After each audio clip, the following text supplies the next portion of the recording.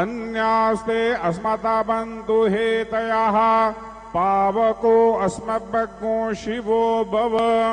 चतुष्कोणमण्डलोपरि नैवेद्यपात्रं निधायेत् गायत्री मंत्राणि पात्रान् सम्प्रोक्षयेत् धेनुमुद्रयाम् अमृते कृत्य ग्रासमुद्रयां प्रादर्शयेत् नैवेद्यं निवेदयामि।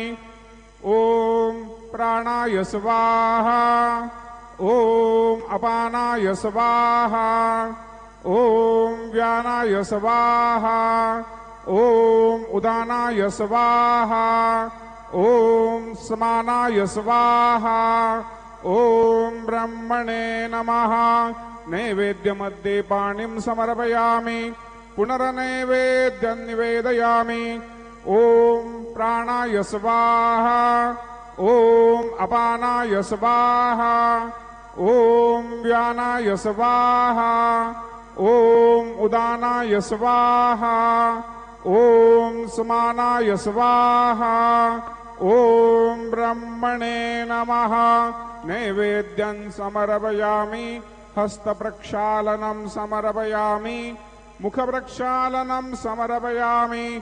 शेषोपचारार्थे प्रार्थनापूर्वक नमस्कारं करोमि तथा च मंगल आरारक्य दीपं दर्शयामि।